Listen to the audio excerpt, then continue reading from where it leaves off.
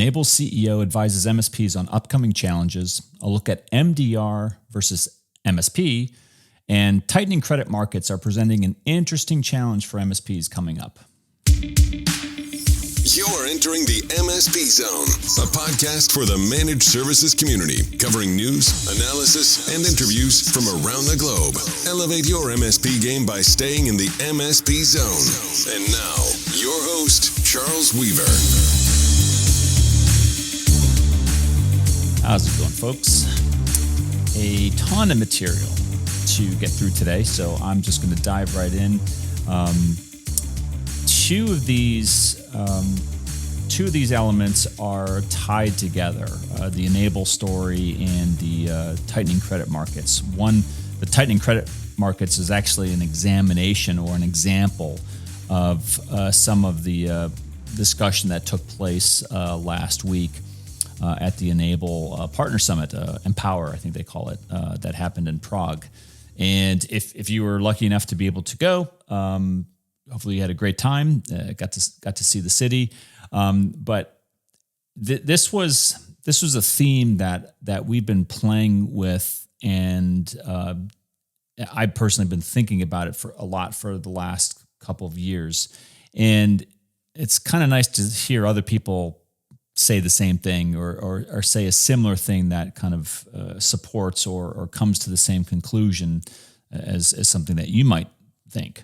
And I was watching a video, and it was a snippet from the, I think it was the keynote from the Empower, the Enable Partner Summit in Prague, and their CEO, John Pagliuca, was talking about kind of headwinds and security, compliance, economic headwinds, and how if you simply adjust your position, they stop becoming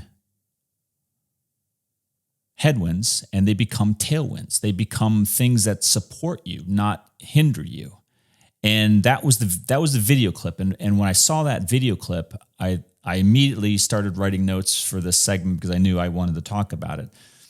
And we've covered other executives from ConnectWise. We've talked to executive CEO of Kaseya in the past, and I thought it was good to pay kind of equal attention to the folks over at Enable, with whom we've had a fantastic working relationship for almost since the day they were founded. We've been interacting with that group. They do have the privilege or the I don't know what you want to call it, but they've been out there the longest in terms of being an MSP specific software platform. They were out there and then came very quickly ConnectWise and Kaseya in short order, although they were kind of playing different roles, not anything like what they look like today. But we've been tracking and interacting with the Enable community and the MSPs that have been part of that community, obviously for many years. I mean, at least over 20 years. And so when I saw this video, I said, okay, this is something really cool. Got to talk about it. And this gets down to a really simple concept, which is the shift that MSPs have been sensing over the last 5 years. Some of you may say, oh, well, I know what he's talking about. That's the MSP to MSSP shift. No, not what I'm talking about. I don't even think I've been very clear. I don't even think that that's a legitimate thing. It has something to do with what I'm going to talk about, but it's not important whether you consider yourself an MSSP or an MSP. I think that that's largely marketing fluff. Enable CEO articulating the fact that an MSP could look at rising inflation. I don't care where you are. I don't know if they have inflation in Prague, in the Czech Republic. They certainly have economic difficulties in Europe. They have them in the U.S., in Canada, in Brazil. They don't always correlate to one another, but it's not like we're all, separated by great distances here. Physically we are, but we track each other, and there are a lot of similarities between different, governments and different economies throughout the world. And especially when you're talking about a particular profession like managed services, you see a ton of similarity. And so when he's talking about and mentions security, compliance, the economy in general, and I think what he's talking about when he says the economy, challenges, things like headwinds of inflation, headwinds of maybe rising unemployment, headwinds of lowering GDP, stock market fluctuation, bank closures. These are all elements that contribute to the economy. They influence the economy. They are outputs of the economy, and they can have real significant impacts on the MSPs and their customers. And I think what Enable CEO was saying was, stop looking at these things as your problems and start looking at them as problems that you can solve for your customers. And if you are an MSP that can see all of those elements and not look at them like, oh, here's another framework that I have to be compliant with, or here is another bank failure that's going to cause me to have to deal with a customer that can no longer gain credit. We're going to talk about the credit tightening at the end of the show. All of those things are interrelated, and they all can be weighing down on the shoulders of an MSP organization. But if you stop looking at it like it's a problem, and you start looking at it like these are opportunities for my MSP business, my MSP practice, to assist a customer with all of these problems, or maybe one or two of these problems. That is the difference between you being stuck in I'll call it a reactive mindset, in a reactive business model, compared to you being proactive and actually being able to speak intelligently and solve problems that matter to your customers. And now some of you may be thinking, well, Charles, what are you talking about? We're technologists, we're geeks, we're IT people. We don't speak finance, we don't speak in compliance, we don't speak in security, we don't speak in regulation, we don't speak in tightening credit markets. That's someone else's job. Yeah, it is, but you're the trusted advisor. Isn't that what you've said? When's the last time you heard someone differentiate when they said, I'm my customer's trusted advisor? Did they say we're the trusted IT advisor? I've never heard that. I've never heard trusted advisor being qualified by the term IT. Never. And I don't think that it's a mistake. The MSPs who enjoy that position of trust, it transcends technical. It does. And Enable CEO understands that. He understands that it's not just technical. He understands that when you are an MSP and your customer brings you a cybersecurity insurance form for you to fill out, that is not a problem for you. That's a problem for your customer. The customer is just saying, I don't understand it. I need some help. Who am I going to go to? And they're not going to their lawyer. They're not going to their accountant. They're not going to their, I don't know who else they would call, but they're not going to any of those people. They're not going to any of those professions.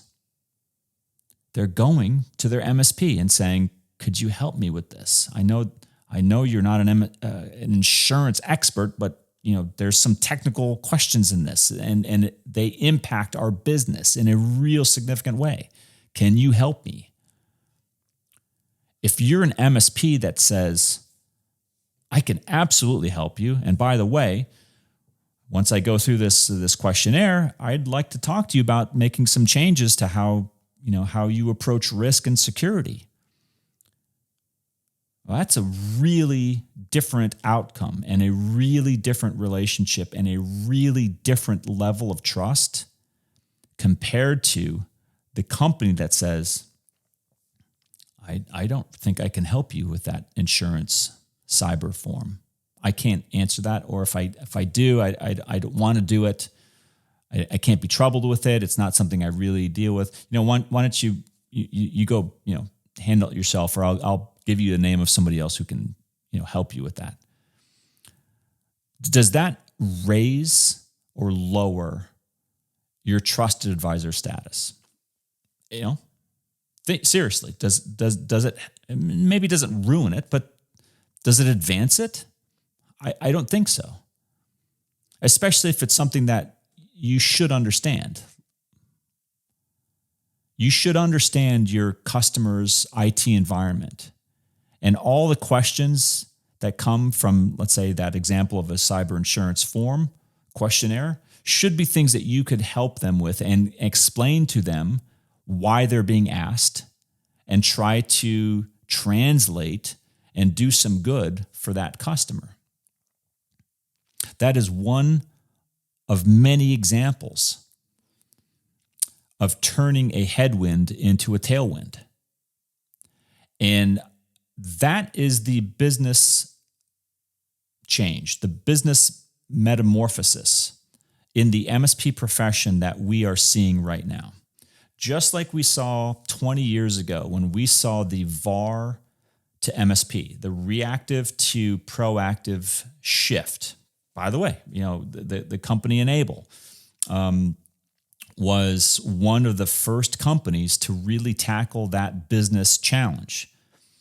It wasn't a technical one. It wasn't a question of you have to figure out how to deploy a software agent onto a customer's device. That wasn't the problem. The problem was, how do you sell an ongoing managed IT service? How do you actually manage IT using these new technologies that companies like Enable were building, compared to the legacy business model, which had been around for decades of just waiting for something to break and then making a profit fixing it? It was a business shift that took place. And companies like Enable, and there was many others. I mean, Autotask figured it out, ConnectWise figured it out, Kaseya figured it out. A lot of the early stage MSP platform companies, today, some of them aren't around anymore, but those companies should ring a bell to a lot of you, understood fundamentally that you had to get the provider to shift, to pivot from their old way of doing things, the break-fix way, and pivot to the proactive managed services way in order to be taking advantage of where the customers wanted that relationship to go. And we're in another inflection point today, which is the customers are coming to their MSPs saying, I already trust you, but I have some new things that I am struggling with. And those new things are the tailwinds that Enable CEO was mentioning.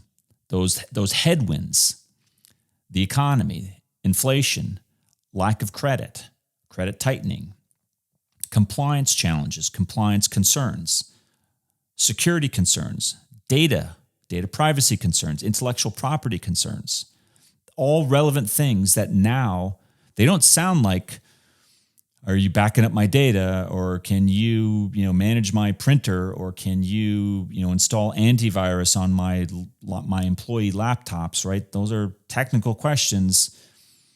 They're not asking those anymore. Not that they're not relevant anymore. They still are, but the questions now have evolved. And the customer is asking you, the MSP, can you evolve with my demands, my pressures, my challenges? Can you help me? And if you can make that pivot, that I don't think it's a huge pivot. I think it's a subtle change in how you go about messaging your services, maybe a little bit of pricing, maybe adding some tools that you didn't have before, certainly developing some skill sets or amplifying or upskilling your internal skill sets. All things that are completely achievable. I think the break fix to proactive managed services shift was so violent and massive that compared to what we're going on and seeing today, it's insignificant what we are doing today. It's very subtle, in my opinion. You already did the hard work. If you're anything even approaching 50% or greater of revenue in managed services, you've done the hard work. You put in the hard work to make that economic change a reality. Now, it's the subtlety of taking what you've already built and doing what Enable CEO suggested. Stop looking at all these other things that aren't necessarily IT things. Stop looking at them as challenges. Stop looking at them as problems that your customers have that you have no relevancy in that conversation, and start being relevant and start offering solutions and start becoming the go-to company that your customers want. That, I think, is the message that he was trying to deliver. And I think it's a good one. It's something that we wholeheartedly support. And I think that many of the other platforms also feel the same way. And, if you want to boil it down and synthesize it to, you have to be an MSP and shift to an MSSP, all right, fine. I mean, I think that that's oversimplification. I think it's fluff marketing, but fine. But I don't care if you call yourself an MSP or an MSSP. If you want to take that advice and be relevant and capitalize on it and make it a tailwind, you have to be conversant in these types of issues, and you have to have a go-to-market strategy. You have to have solutions that you can sell. Now, maybe all of them won't be a managed service. Maybe they will, but I could see if a handful of these are really useful project ongoing services that, not technically a managed service. Maybe it's a virtual CIO service, virtual CISO service. I don't know.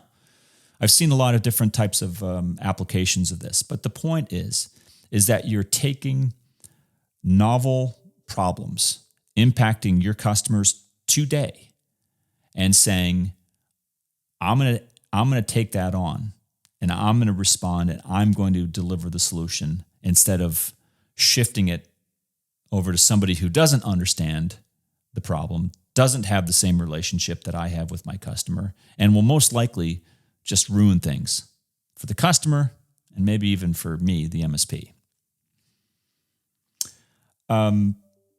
Again, it's easy for me to say it. It's easy. It's a simple adjustment. But I do think that that's true. I think that it's compared to what we went through 20 years ago. It's nowhere close, folks. This is achievable. You can do it. Even the smallest MSPs can do this and can take meaningful, real steps towards compliance, security, risk, data protection, data privacy, all those things, the economy, helping customers with those challenges and doing so through the lens of the managed services business model. Those things are very real possibilities and very real outcomes, should you decide to take them. More on that in the final segment. But I kind of want to take on another topic, which is this whole MDR versus MSP debates, not the right word, but emerging trend, I'm going to call it. And it is an emerging trend because we see a ton of companies, I'm not going to call them MSPs, a ton of companies who are focusing to the exclusion of anything else in some cases. MDR, managed endpoint, managed detection and response of endpoint devices. And you may be saying, Charles, what's the big deal? Come on. My MSP practice is doing MDR. We have a great MDR relationship with an MDR vendor. It's working out great. We're selling it as a managed service. It's awesome. You got a problem with MDR? No, I don't have a problem with MDR. I have a problem when a company presents itself and says, we're doing MDR, and that's it, and nothing else. Then I really start to pay attention and to dig further, because I'm thinking to myself, that's really hyper-focused. For that type of a company to say that they have that skill set to be able to offer managed detection and response for endpoints, and they, at least according to the website, they don't say that they do anything else. They don't do managed services. They don't do IT support. They don't have a help desk. None of those kind of typical managed services things.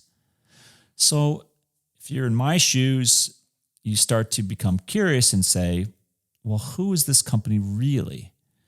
So one of the first questions I ask to myself, are you an MSP? Now, if they are an MSP, they're clearly not wanting to say that they're an MSP on their website. And most of the companies don't actually say that. Most of the companies know enough to not represent themselves as an MSP when they are in fact not. And this, if you're wondering how we know this, well, when companies apply for membership, this is part of the vetting process that we go through. So we learn an incredible amount about that company. We learn an incredible amount about the industry as a whole when we see members apply. And most of them, for the vast majority of them, are legitimate MSPs. But we've been getting more and more over the last few years of these types of kind of cybersecurity companies, and they're cybersecurity exclusive. And you're thinking, why is that bad? Well, it's not necessarily bad, but it does beg the question, well, what are they really? If they're not an MSP, and I think that the ones that are just really hyper-focused on MDR, like that's all they do, and that's all they really list on their website, and that's what they're leading with. Maybe they say they do consulting, like cybersecurity consulting. That might be a secondary solution. But they lead with, the front page of the website says MDR. It's what we do. We're in the MDR business. Question one, are you delivering that service yourself? Most likely not. Why do I say that? Because if you were a competent, mature, managed service provider organization, and you had the ability to deliver managed detection and response, you would sure as hell be saying that to anybody and everybody you could, because that's a very mature service offering to hide. To just have and say, well, we don't do managed services, but we do MDR. We do all these other things, but we don't do it. But you know what I'm saying? You would talk about it. You would mention it on your website. It would be part of your menu of deliverables, of your service deliverables that you have on the website. You'd talk about it. These companies don't. Why aren't they talking about it? That's so darn curious to me. I don't think they're MSPs. So I ask, why are they actually representing themselves as being capable of delivering an MDR solution when they're not likely an MSP? What else is there? So I think, I got it. These are companies reselling another MDR vendor's solution. Of course, it makes the perfect sense, right? Think about it. MDR vendor goes out and says, would you like to be in the cybersecurity business? Sure, why not? I mean, everybody else is getting into the cybersecurity business over the last 3 years. It's the number one thing in town, it seems like. You can't go, 2 steps without seeing something around cybersecurity these days. So it stands to reason that cybersecurity vendors who offer MDR solutions go to a company and say, would you like to resell MDR? I don't think they even know enough to say, well, but I'm not an MSP. I think they're actually just going out there saying, we're an MDR provider. Reseller, really. Agent, probably more accurate. Provider, likely not. Not even close. I don't even think that they have the capacity, a lot of these companies, to be delivering that type of service or even to meaningfully. They could probably sell it. They could probably message it to a certain extent, but could they actually interact with, let's say, tickets and do some of the technical changes? Let's call it even a tier 1 level of service. Could they do that? Based on the websites that we're seeing, I would say probably no. And so it strikes me. We've got a growing community of non-MSPs who are out there saying we can offer managed detection and response.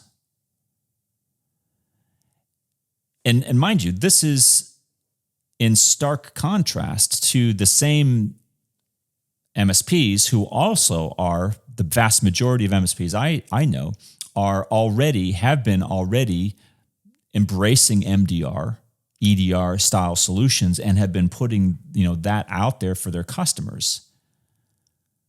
But they're real MSPs. These MDR providers are not really providers. They're resellers or agents. So you could see why the confusion is there. The potential for massive confusion is there. Now, I'm not gonna say that anyone is doing something improperly or that they should maybe change their marketing or go to market strategy. I'm not going to say that. But I am bringing it to everyone's attention because the last thing that I would want to be party to is helping cover up things that are creating confusion and chaos in the market. And I know some of you are saying, well, what confusion, what chaos are you talking about? I guarantee you there is confusion from customers who interact with these MDR shops who think mistakenly that MDR company is actually capable of delivering managed services when they're not. And it would not be good for any MSP globally for that type of mentality, that type of situation to grow and get out of control. Like, it's good for us to talk about this out loud and just let customers know that these types of companies exist and to be fully aware that they're not an MSP. So it begs the question, why would I as an end user want to engage with an MDR provider? See what I did there? With an MDR reseller compared to an MSP? Well, there's probably a few scenarios. If I'm an end user and I have a fully baked, fully fleshed out internal IT department and they can do all this stuff, they can do the tier 1 stuff, but they really need a good MDR solution, then maybe coming across one of these resellers or agents is good, and they could just buy, a bunch of licenses from that reseller, and that's it. All right, that's one use case. But for everybody else in the planet who doesn't have a full-time IT staff that is capable of doing all that, you're probably going to be more than likely wanting to work with or already working with an MSP. Why would you go to that MDR reseller? I can't think of a reason why. I would want my MSP to do that, right? Make sense? You'd want your MSP to be, number one, aware that you're actually using an MDR. You would want them to at least have, if not sold it to you, if not have made the recommendation or the introduction to the MDR vendor. At the least, you would want your MSP to be aware of the fact that you're going ahead with a purchase and that it's going to impact the MSP's job. I mean, that's common sense, right?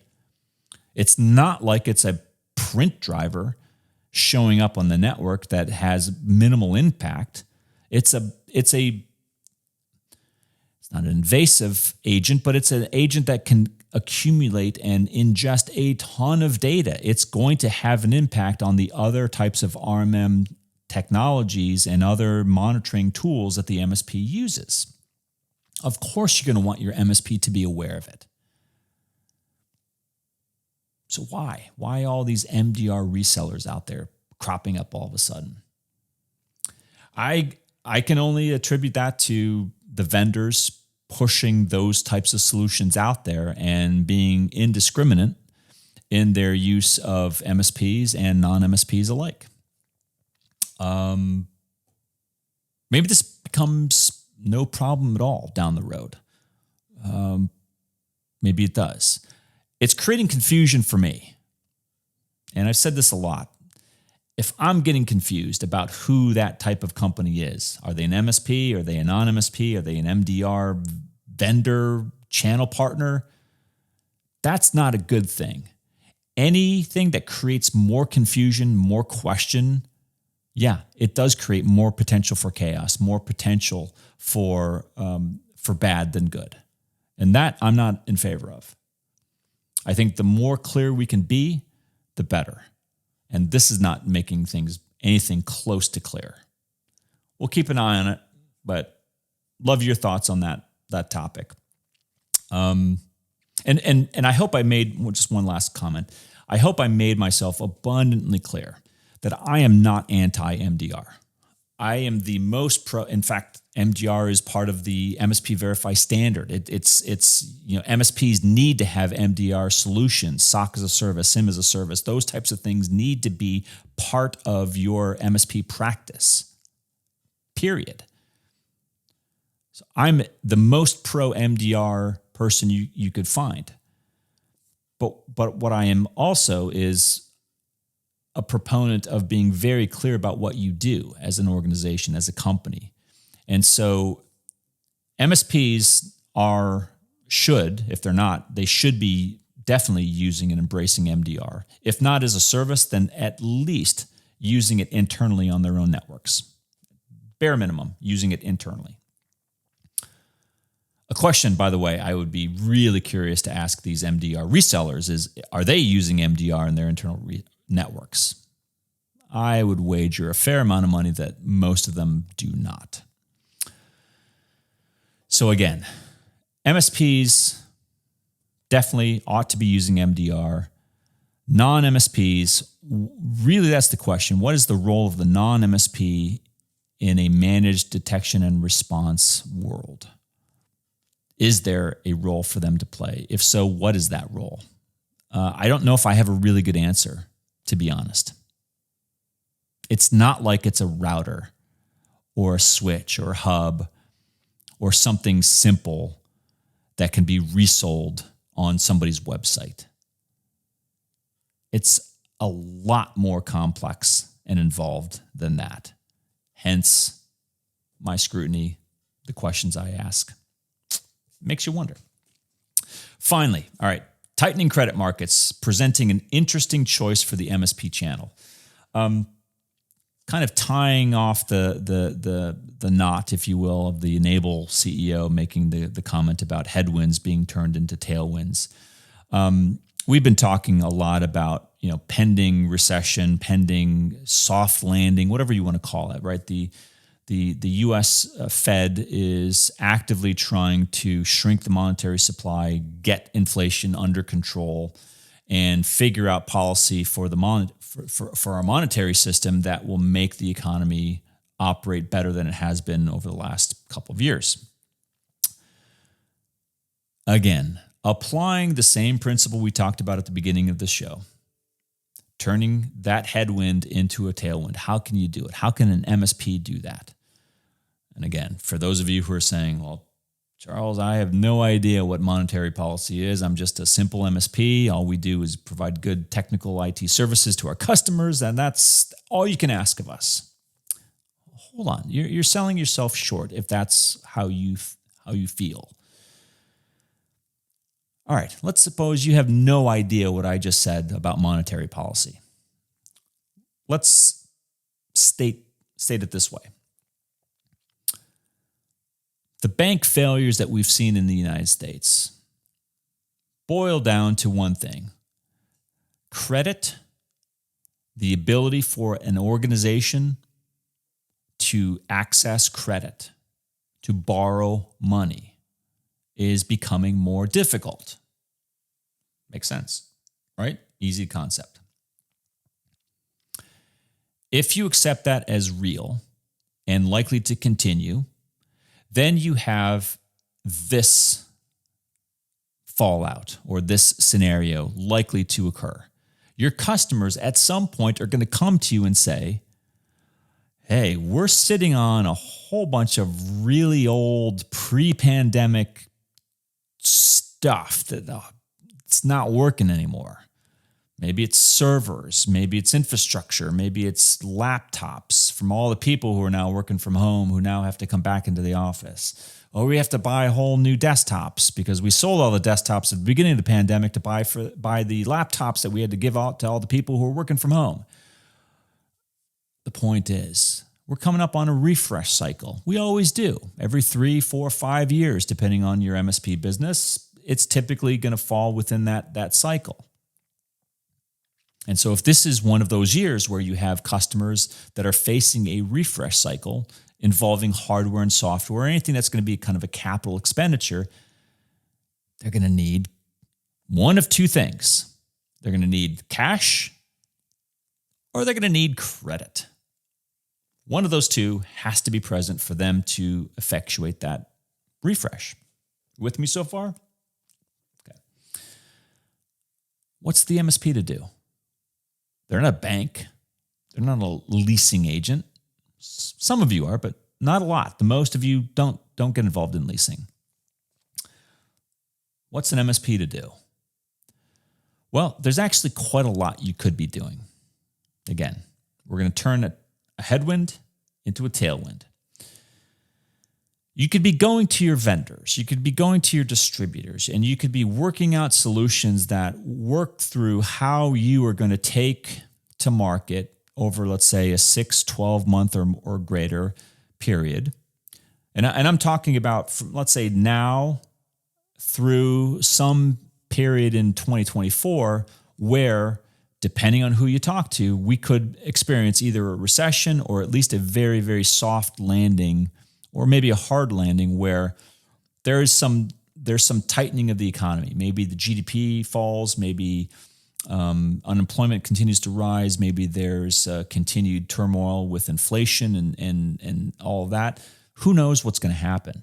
The point is there's uncertainty. That we can be sure, because everybody that you listen to when you turn on the radio or you turn on the TV, they're talking about stuff like, yeah, I think we're going to have a recession in fourth quarter. Yeah, I think we're going to have a soft landing in Q3 or Q4. Yeah, I think it's going to last until first quarter of 2024. Who knows? Someone's bound to be right. What can you do as an MSP? Start having conversations. Start talking about things that you could do to help that customer through a difficult period of time. Now, if all you think about is, did I update their antivirus? Did I update and patch their machines? Did I back up their data? And if that's the only conversation that you're having with your customer, yeah, you're probably not going to have this floating through your mind as a reason for you to have a conversation with that customer about a potentially soft, really soft, or maybe a full-on recession fourth quarter in 2023. You're going to keep doing what you do. But a good MSP, a forward-thinking MSP, is going to say,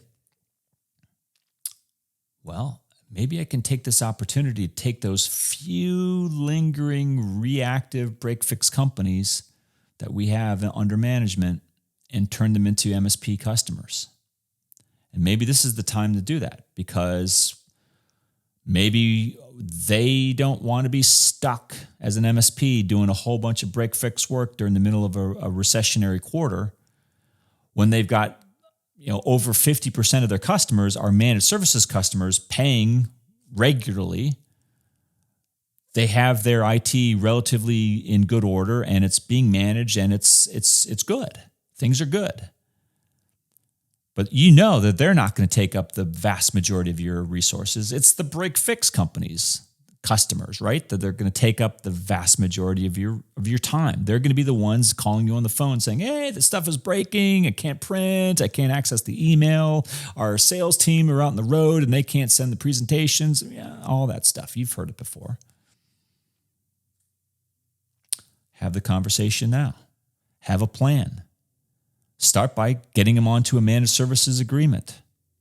Number one, that's the first thing I could think of. Second, start having planning meetings with them. Do you think over the next 12 months, you are going to need anything new? A new server, more software licenses, new laptops, new desktops, printers, I don't know, whatever you sell, whatever you support and manage for your customers, you'll know. Are you having those conversations now? Are you prepared? Think about this. Are you making yourself and your MSP practice relevant to that customer when that customer thinks about fourth quarter planning and beyond in their business with their CFO or their controller, whoever they're talking to about their budgets and things that are going to make a big difference to them as an organization? Again, whatever it is that they do. Either they're thinking about you and your MSP practice as part of that conversation and that resolution, or you are out of sight, out of mind, and you are irrelevant to that conversation. That, what I just said right there, the first situation is that's a tailwind. When you're relevant in that economic decision-making process with your customer, you've got the wind at your back blowing and pushing you forward. In the second situation, when you're not part of that conversation, when you're irrelevant to that conversation, that's a tailwind. Because now you are just completely dependent on and responding to a customer making a decision without your guidance, without your input on things like, maybe we're going to just keep that hardware in place for another year and, oh, well, our MSP is going to figure it out. It's 5 years old. It'll still work another year, right? Of course. It's out of warranty. Sure, the MSP, my MSP doesn't care about being in warranty or not, right? Hey, if you're not part of the conversation, you're never going to know. That's what I'm talking about. Turning those headwinds into tailwinds. Talking about product refreshes, timing, gaining access to credit, maybe through distributors, maybe through vendors. If you can't do it, planning through some of that stuff, maybe looking at cloud alternatives. I don't know. The point, there are so many different variations. I can't go through all of them, but what I'm trying to say is the conversation starters that I'm trying to present to all of you are helpful starting points to begin to have meaningful conversations that don't necessarily have anything to do with IT. They have everything to do with the company that you support, having your input and your guidance in helping them with what is ultimately a business decision and a business challenge that they're going to face. Maybe they know that they're facing it now, maybe, or maybe they don't know it yet, and They haven't even thought about Q4 or beyond, for that matter. But that is the choice that the MSP channel has. You either embrace that and start to have conversations that actually make a difference and offer solutions, or you follow the break fix, the reactive crowd, the remaining few that are left, and say, we're not going to be taking part of that at all. We're just going to deal with whatever the future brings. I know which one I would do. Do you? Thanks for listening. If you enjoyed today's episode, please give us a like. Make sure you are subscribed to the podcast so you will get notified when future episodes are released. We will see you next time in the MSP Zone.